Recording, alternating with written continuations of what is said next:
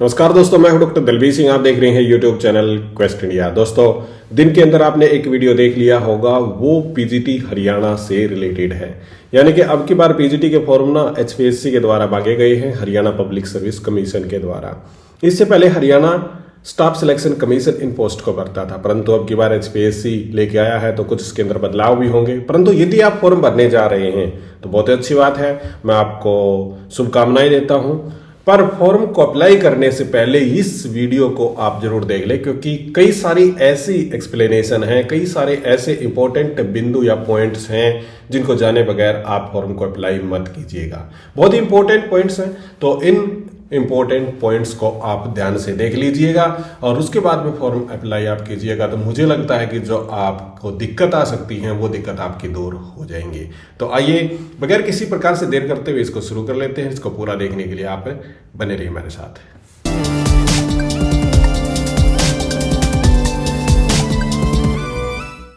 दोस्तों, एक बार फिर से आपका स्वागत है। यहाँ पे करीब 7 पॉइंट ऐसे हैं जिनको मैं डिस्कस करूंगा बारी बारी से, और ये बड़े इंपॉर्टेंट पॉइंट हैं, ध्यान से आपको सुनने हैं। उसी के बाद आपको फॉर्म अप्लाई करना है। तो सबसे पहले पॉइंट को देखते हैं, और ये पॉइंट है गुड एकेडमिक रिकॉर्ड का। अब ये गुड एकेडमिक रिकॉर्ड क्या है? यानी कि कंसिस्टेंटली आपके मार्क्स अच्छे होने चाहिए। इस प्रकार की डिमांड की जाती है एचपीएससी के द्वारा। और कंसिस्टेंटली मार्क्स आपके अच्छे कब होंगे? मतलब ऐसा नहीं है कि एक क्लास के अंदर आपने डिप कर दिया, एक क्लास के अंदर आपके 35% हैं, बाकी क्लास के अंदर आपके फर्स्ट डिवीजन है, तो काम यहाँ पे नहीं चलेगा। तो ये गुड एकेडमिक रिकॉर्ड क्या है, आइए इसको देखते हैं। दोस्तों, हम चलते हैं इस नोटिफिकेशन पे। नोटिफिकेशन पे जाने के बाद गुड एकेडमिक रिकॉर्ड के लिए हमें जाना होगा पेज नंबर 6 पे। पेज नंबर 6 में हम नोट को देखेंगे, नोट 1 और इसके पॉइंट नंबर 2 में। यहाँ पे गुड एकेडमिक रिकॉर्ड के बारे में मेंशन कर रखा है। लोअर क्वालिफिकेशन की यहाँ पे बात है। लोअर क्वालिफिकेशन का मतलब क्या है? मैट्रिक, 10+2 ग्रेजुएशन, क्योंकि पोस्ट ग्रेजुएशन के आधार पे हम अप्लाई यहाँ पे कर रहे हैं। तो इन तीनों एग्जाम में से बात करते हैं कि क्या आगे करता है। एक में आपके 50% होने चाहिए और इसके साथ में 45% होने चाहिए थर्ड में, यानी कि 10वीं 12वीं और ग्रेजुएशन में से 2 में आपके 50% हो और एक में आपके 45% हो, तो आपका गुड एकेडमिक रिकॉर्ड बन जाएगा। If there is only 2 lower exam, यदि इनमें से 2 लोअर एग्जाम हैं, 1 मस्ट स्कोर एटलीस्ट 50% है। और यदि आपके 2 ही हैं, मान के चलो कि कहीं आपकी एक स्किप हो जाती है या सीधी आपने +2 की है ग्रेजुएशन के, पता नहीं, यदि आपके 2 ही एग्जाम है तो उस आधार पे आपके एक में 50% होने चाहिए और दूसरे में 45% होने चाहिए, तब आपका गुड एकेडमिक रिकॉर्ड बनेगा। यदि आप रिजर्वेशन में है तो 5% की आपको यहाँ पे छूट मिल जाएगी। दोस्तों, अब दूसरे पॉइंट पे चलते हैं, और वो है आपका एससी और बीसी के रिजर्वेशन से रिलेटेड है। अब कई सारे हमारे दोस्त ये होंगे कि सर इसके अंदर क्या है, एससी बीसी का रिजर्वेशन जैसे नॉर्मली आता है उसी प्रकार से अब की बार है, परंतु यहाँ पे थोड़ा सा बदलाव है। और वो बदलाव क्या है, इसको आप समझ लीजिएगा। और उस बदलाव को जानने के लिए मैं आपको स्क्रीन पे ले चलता हूँ, आइए इसको भी देखते हैं। जब आप इस एडवर्टीजमेंट के पेज नंबर 12 पे जाओगे तो यहाँ पे आपको कुछ क्लैरिफिकेशन मिलेगी। और सबसे पहले आप देखिएगा ओबीसी के बारे में है। मतलब क्या है कि ओबीसी सर्टिफिकेट यदि आपके पास है तो काम नहीं चलेगा। हरियाणा के अंदर आप यदि किसी भी प्रकार से रिजर्वेशन बेनिफिट चाहते हैं तो आपको बीसीए या बीसीबी सर्टिफिकेट दिखाना होगा। मतलब आपने नहीं बनवा रखा तो आप तुरंत ही अपना बीसीए और बी का सर्टिफिकेट यहाँ पे बनवा लीजिएगा। अब बात करते हैं शेड्यूल कास्ट की। शेड्यूल कास्ट में क्या है कि मान के चलिए submit the caste certificate issued by the competent authority from parental side, father side. यानी कि शेड्यूल कास्ट का सर्टिफिकेट आपका फादर साइड का होना चाहिए, हस्बैंड साइड का नहीं होना चाहिए। इसका मतलब समझ में आया आपको? ये यहाँ पे ये कहना चाहते हैं कि आपकी जो परवरिश हुई है, यानी कि आपकी अपब्रिंगिंग जो हुई है, उसका मतलब ये होना चाहिए कि वो आपका शेड्यूल कास्ट में होना चाहिए। हो सकता है बाद में आपने हस्बैंड से, मतलब आपने इंटरकास्ट मैरिज कर ली हो और बाद में आपने शेड्यूल कास्ट से अपना पति ढूंढ लिया हो, तो फिर हस्बैंड साइड से आपका सर्टिफिकेट शेड्यूल कास्ट का नहीं चलेगा, ये सिर्फ फादर साइड का ही चलेगा। यदि आप नेक्स्ट स्टेप पे देखेंगे, एक और बहुत ही कमाल की यहाँ पे न्यूज है, ये पॉइंट नंबर 5 है। इसके अंदर क्या बता रखा है? इसके अंदर बता रखा है कि यदि she fulfil all the eligibility condition, मतलब किसके लिए है कि जो कैंडिडेट ओपन कैटेगरी यानी कि जनरल कैटेगरी के अंदर अप्लाई करना चाहता है और वो रिजर्वेशन के अंदर है, फॉर एग्जाम्पल पोस्ट नहीं है आपकी रिजर्वेशन के अंदर, आप जनरल कैटेगरी के अंदर अप्लाई करना चाहते हैं तो आप कर सकते हैं। परंतु ये सारी कंडीशन यहाँ पे देखिए, as meant for general category C fulfil all the eligibility conditions as, ये सी अकेला मत समझना आप क्योंकि यहाँ पे ही भी है, as meant for general category candidate except फी।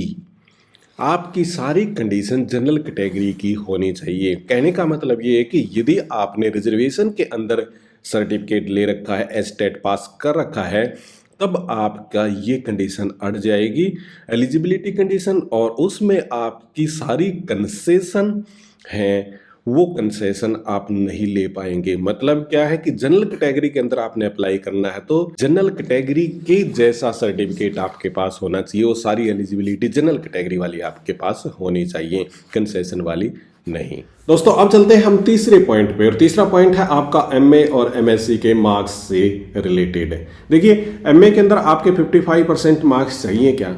नहीं, आपको 50% मार्क्स चाहिए एमए के अंदर। परंतु यदि आप यानी कि कंप्यूटर साइंस के अंदर अप्लाई करते हैं तो आपको 55% मार्क्स चाहिएंगे। हालांकि 55% मार्क्स यदि आप कॉलेज कैडर के तहत जाते हैं तो 55% मार्क्स की कंडीशन होती है। यहाँ पे आपके 50% की कंडीशन है, तो पोस्ट ग्रेजुएशन के अंदर आपके 50% मार्क्स, परंतु यदि आप करते हैं मतलब कंप्यूटर के अंदर अप्लाई या फिर कंप्यूटर साइंस के टीचर आप बनना चाहते हैं तो फिर आपको 55% मार्क्स चाहिएंगे। इसके साथ में बीएड चाहिएगी और एस्टेट भी आपको चाहिएगा, और 10वीं 12वीं के अंदर आपकी हिंदी होनी चाहिए एज ए कंपल्सरी सब्जेक्ट। दोस्तों अब अगले पॉइंट को जानते हैं, और ये 4th पॉइंट है। यदि आप फॉर्म भरते हैं और फॉर्म भरते समय आपने कोई मिस्टेक कर दी, देखिए सिंपल सी बात है कि फॉर्म भरते समय आप पूरी सावधानी बरतिएगा। मतलब उसके तहत आप नाम है, फादर नेम है, मतलब लिंग है जिसको हम मेल फीमेल के अंदर डिवाइड करते हैं, या फिर आपकी डेट ऑफ बर्थ है, इन सब को बड़ी बारीकी से आप देखिएगा। यदि आप इसके अंदर किसी भी प्रकार की आपकी गड़बड़ हो जाती है या आपको कोई प्रॉब्लम है तो मैं आपको ये बताना चाहता हूं कि आप फिर दूसरी एप्लीकेशन को भरिएगा। मान के चलिए आपकी कहीं भी गलती हो जाती है तो आप नहीं चाहते कि इस प्रकार की गलती हमारे फॉर्म में होनी चाहिए, तो फिर आप फ्रेश एप्लीकेशन को भरिएगा। यदि आपकी फीस कट चुकी है, फीस आप पे कर चुके हैं, तो दूसरी फीस पे आप करिएगा। सिंपल सा एक फार्मूला यही है। आप 10 फॉर्म भी भरें, 10 में गलती हो जाती है तो 11वां फॉर्म आप भरिएगा, और कमीशन आपके सबसे लास्ट जो फॉर्म आप भरेंगे उसको कंसीडर करेगा। तो ये बड़ी इंपॉर्टेंट बात है कि फॉर्म में गलती ना करें, और गलती कर देते हैं तो फ्रेश फॉर्म अप्लाई कर दीजिएगा। दोस्तों अगले पॉइंट पे चलते हैं, और ये पॉइंट है हमारा PPP से। अब ये PPP क्या है? इसको हम फैमिली आईडी भी कहते हैं। हालांकि इस PPP की फुल फॉर्म है परिवार पहचान पत्र या पात्र आप इसको कहें। तो फैमिली आईडी होनी आपकी जरूरी है। अब आप पूछेंगे कि सर मैं तो हरियाणा का हूं नहीं, मेरी फैमिली आईडी है ही नहीं, तो मैं कैसे अप्लाई करूंगा? आप कर सकते हैं, परंतु यदि आप हरियाणा शो करना चाहते हैं, हरियाणा डोमिसाइल दिखाते हैं, या हरियाणा का नागरिक, मतलब नागरिक तो यार हम एक ही है इंडिया के, तो यदि आप हरियाणा की बाउंड्री के सिटीजन आप मानना चाहते हैं, या फिर आप हरियाणा रिजर्वेशन लेना चाहते हैं, तो आपको PPP के तहत अप्लाई करना पड़ेगा। यानी कि फैमिली आईडी आपकी होनी जरूरी है। यदि आपने फैमिली आईडी नहीं बनवाई है, मुझे नहीं लगता हरियाणा के अंदर कोई कैंडिडेट ऐसा बचा होगा, फिर भी यदि आपकी फैमिली आईडी नहीं है तो तुरंत ही आप फैमिली आईडी अपनी बनवा लीजिएगा। इसके बाद में दोस्तों नेक्स्ट पॉइंट पे चलते हैं, और ये पॉइंट है हमारा विड्रॉल एप्लीकेशन का, कि आप क्या विड्रॉल कर सकते हैं अपनी एप्लीकेशन को। मान के चलिए कि आपने फॉर्म भर दिया और उसके बाद में आपका मन बदल जाता है कि मुझे एप्लीकेशन भरनी ही नहीं थी, मुझे तो विड्रॉल करना अपना फॉर्म। क्या आप ऐसा कर पाएंगे? बिल्कुल भी नहीं। ऐसा कोई ऑप्शन है ही नहीं कि आपने फॉर्म एक बार भर दिया तो इसके बाद आप निश्चित होकर सो जाइए कि आप विड्रॉल नहीं कर सकते। फॉर्म भर दिया तो भर दिया, बस आप पेपर देने मत जाइए, आपकी एप्लीकेशन विड्रॉल हो ही गई। अब आप ये कहें कि मैं तो कमीशन के पास अपना डेटा छोड़ना ही नहीं चाहता, मैं तो विड्रॉल करना चाहता हूँ, डिलीट करना चाहता हूँ अपना डेटा, तो ऐसा पॉसिबल नहीं है। तो फॉर्म आपने भर दिया तो भर दिया, मतलब डिलीट आप नहीं कर सकते, यानी कि विड्रॉल आप नहीं कर पाएंगे। दोस्तों अगले पॉइंट पे चलते हैं, और वो आपके फोटो से रिलेटेड। देखिए फोटो ड्यूली साइन मांगा गया है। ड्यूली साइन का मतलब ये है कि आपका फोटो आपने खिंचवाना है, फिर उसके बाद में आपने साइन करने हैं, फिर उसको स्कैन करके अपलोड करना है। मुझे ये समझ नहीं आया कि मैं क्या करूं। एक्चुअल में हम डिजिटल फोटो खिंचवाते हैं, उसी को कॉर्प वगैरह डेट ऑफ बर्थ जो भी लिखनी होती है लिख के और सीधा हम अपलोड कर देते हैं। अभी तक तो ऐसा करते हैं, परंतु अब इसके अंदर ड्यूली साइन लिखा हुआ है। ड्यूली साइन का मतलब, अब फिर दोबारा से मुझे नहीं समझ में आया। ड्यूली साइन का मतलब तो यही होता है कि आपने प्रिंट आउट लेनी, हार्ड कॉपी लेने के बाद उसके ऊपर आपको साइन करने हैं, फिर आपने उसका फोटो खींचना है, फिर उसको आप डिजिटलाइजेशन मतलब उसको आप करके और फिर आपको वो स्कैन करके दोबारा से फॉर्म में अपलोड करना है। तो इसका मतलब यही बनता है। परंतु इस फॉर्म को मैं कल भर के देखूंगा और तो उसके बाद मैं आपको पूरी क्लैरिफिकेशन दूंगा कि ड्यूली साइन का मतलब क्या है, कि फॉर्म के अंदर वास्तव में क्या मांग रहा है। दोस्तों अगले पॉइंट पे चलते हैं और ये है पब्लिक एडमिनिस्ट्रेशन से रिलेटेड, कि कुछ हमारे दोस्त ऐसे हैं कि जो पब्लिक एडमिनिस्ट्रेशन से पास आउट हैं, पोस्ट ग्रेजुएट हैं, वो पूछ रहे हैं कि सर क्या हम पॉलिटिकल साइंस के अंदर अप्लाई कर सकते हैं। मेरा जवाब है नहीं, आप नहीं कर सकते, क्योंकि यहां पे कहीं भी पब्लिक एडमिनिस्ट्रेशन डिक्लेयर ही नहीं किया है।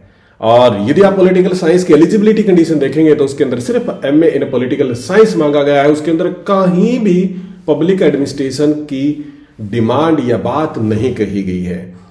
और कुछ हमारे दोस्त ये भी कहेंगे कि सर ये क्या है, मतलब कुरुक्षेत्र यूनिवर्सिटी उसको मानती है, एचपीएससी के अंदर, कॉलेज कैडर के अंदर भी मानते हैं, यहाँ क्यों नहीं मान रहे, यूजीसी भी मान लेती है, यहाँ क्यों नहीं मान रहे।